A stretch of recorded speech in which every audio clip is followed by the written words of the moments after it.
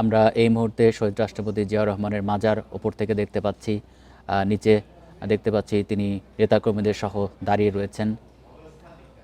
আমরা দেখতে পাচ্ছি হাজার হাজার মানুষ শহীদ রাষ্ট্রপতি জিয়াউর রহমানের মাজারের চারপাশে কিন্তু জড়ো হয়েছেন।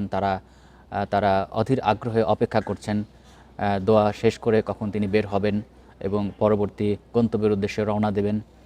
তারা তাকে আবারও কাছ থেকে দেখবেন এবং এই যে এখানে দোয়া করা হলো, নিশ্চিতভাবেই বলা যায় তারাও দোয়ায় শরিক হয়েছেন। তারা প্রাণ খুলে তাদের প্রিয় নেতার জন্য দোয়া করেছেন।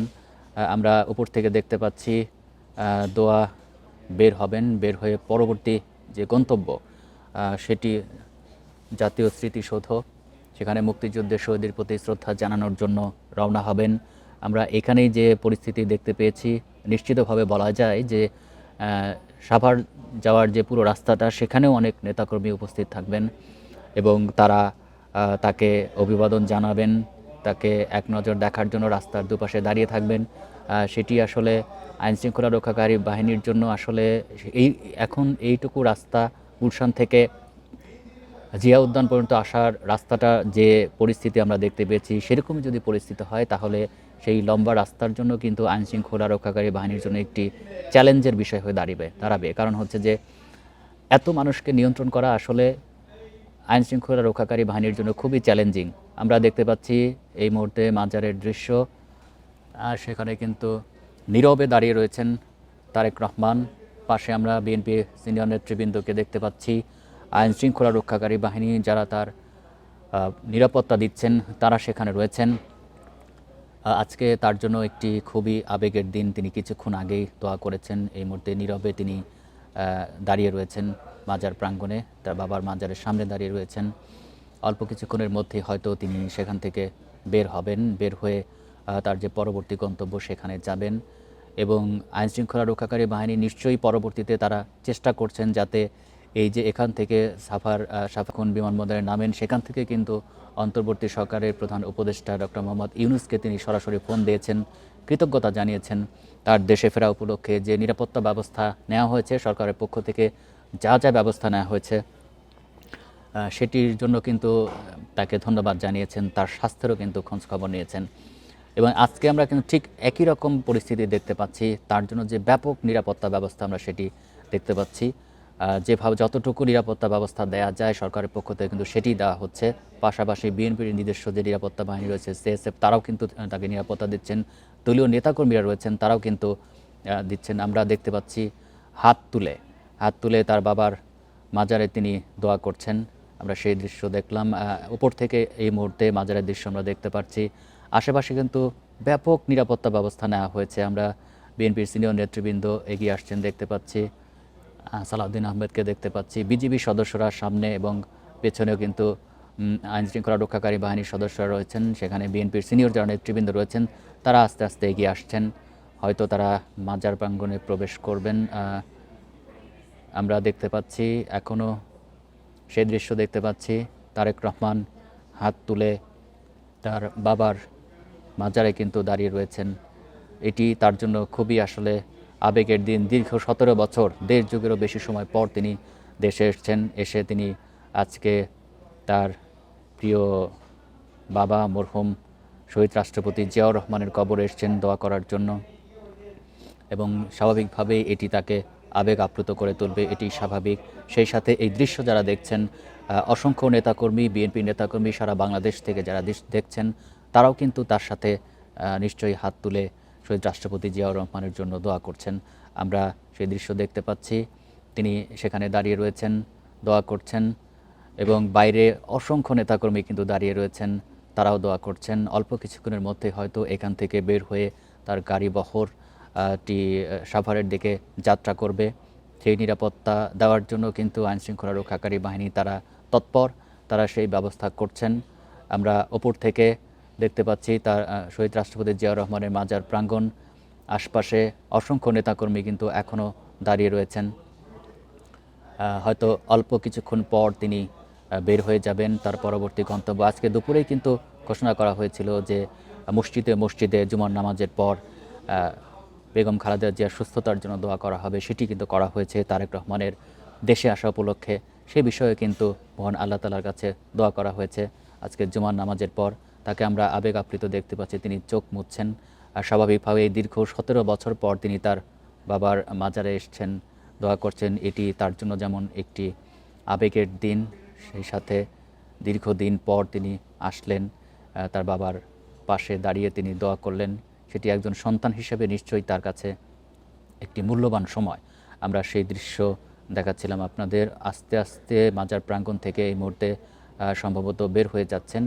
আর অল্প কিছুক্ষণের মধ্যেই আমরা দেখতে পাবো তাকে বহনকারী গাড়িবহরটি সাভারের উদ্দেশ্যে বেরিয়ে যাবে। আমরা সেই দৃশ্য সেটার জন্য অপেক্ষা করছি।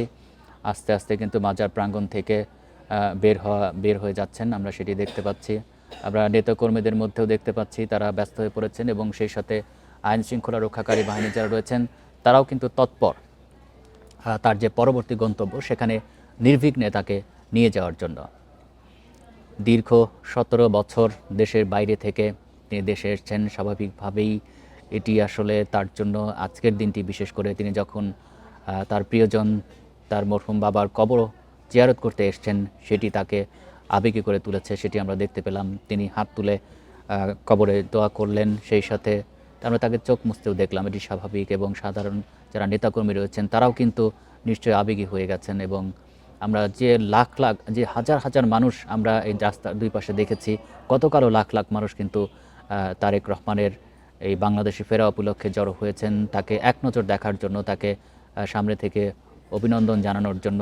দীর্ঘদিনের পর তিনি যখন দেশে এসে সামনে দাঁড়িয়ে নেতৃত্ব দেবেন দলকে, সেটি স্বাভাবিকভাবেই তাদের জন্য একটি বিশেষ দিন, এবং তাদেরকে অনেক উদ্দীপনা জগাবে, তাদেরকে সাহস দেবে। এটি যেমন বিএনপির সিনিয়র নেতৃবৃন্দ বলছিলেন, যারা তৃণমূলের নেতৃবৃন্দ তারাও কিন্তু বলছিলেন যে এটি আসলে বিএনপির জন্য একটি বিশেষ দিন।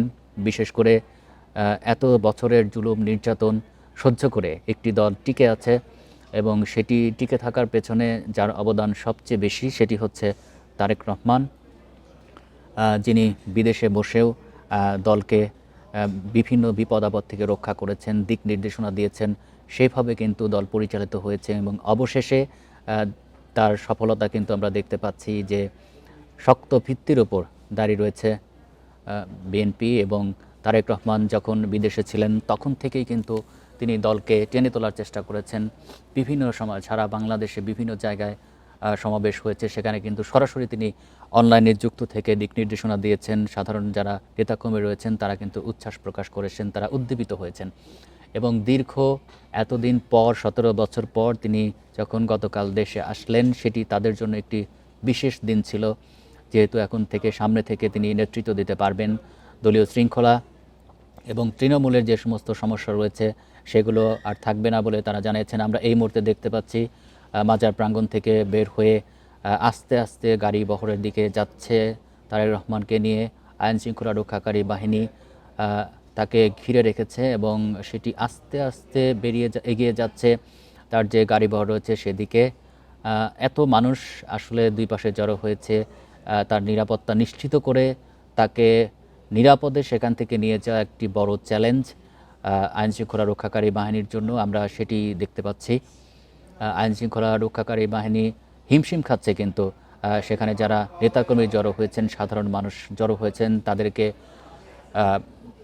ঠেলে নিরাপদে তাদেরকে নেতাকর্মীদেরকে বেরিয়ে নিয়ে যাওয়ার জন্য আমরা সেই দেশ উপর থেকে দেখতে পাচ্ছি। আস্তে আস্তে কিন্তু তাকে নিয়ে এগিয়ে যাচ্ছে দলটি। হয়তো অল্প কিছুক্ষণের মধ্যেই তাকে বহনকারী যে গাড়িবহর জিয়া উদ্যানের বাইরে দাঁড় করানো আছে সেখানে উঠবেন অল্প সেখান থেকে তিনি কিন্তু আস্তে আস্তে তিনি স্মৃতিসৌধে যাবেন মুক্তিযুদ্ধের শহীদদের শ্রদ্ধা জানাতে। আমাদের সহকর্মী মাহমুদ শরীফ রয়েছে, আমরা একটু তার কাছে যেতে চাই। শরীফ,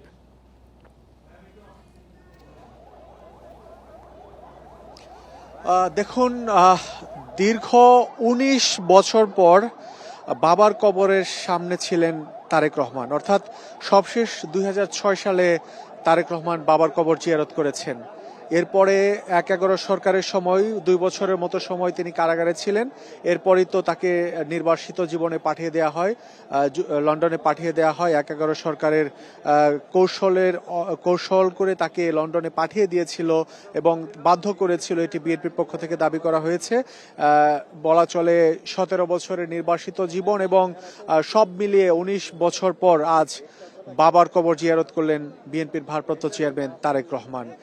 আসলে এই মুহূর্ত এমন একটি আবেগঘন মুহূর্ত, এটি আসলে ভাষায় প্রকাশ করার মতো নয়। কারণ দীর্ঘদিন পর দেশে এসেছেন, আসার পর তিনি বাবার কবর জিয়ারত করলেন। সাবেক রাষ্ট্রপতি শহীদ প্রেসিডেন্ট জিয়াউর রহমান তার কবর জিয়ারত শেষ করে তিনি এখন সাভারে জাতীয় স্মৃতিসৌধের উদ্দেশ্যে রওনা করেছেন। তারেক রহমানের গাড়িবহর জাতীয় স্মৃতিসৌধের উদ্দেশ্যে রওনা করেছে। আমরা মানুষের যে ঢল, যে উচ্ছ্বাস, যে উদ্দীপনা, যে জনতার স্রোত গতকাল থেকে দেখতে পাচ্ছি, আজও তা অব্যাহত আছে। আজকে আমরা যে বিষয়টি দেখতে পেলাম, গুলশান ২ নম্বরে তার বাসভবন থেকে জিয়াউর রহমানের সমাধিস্থল জিয়া উদ্যান পর্যন্ত আসতে ২ ঘন্টার মতো সময় লেগে গেছে। যদিও যে সূচি দেওয়া হয়েছিল সেই সূচি অনুযায়ী আধা ঘন্টা সময় নির্ধারণ করে রাখা ছিল। সেখানে তিনি বাবার কবর জিয়ারত শেষ করে 4:30টার সময় তার সাভারে জাতীয় স্মৃতিসৌধে আসার কথা ছিল।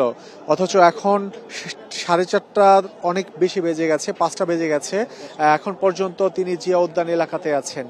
ধারণা করা হচ্ছে যে তার আসতে আরো অন্তত 2 ঘন্টা লেগে যেতে পারে। কারণ যে নেতাকর্মীদের স্রোত শুধু যে ঢাকায় তা নয়, রাজধানীতে তা নয়, এই জাতীয় স্মৃতিসৌধ এলাকাতেও কিন্তু দুপুরের পর থেকেই উপচে পড়া নেতাকর্মীদের ভিড়।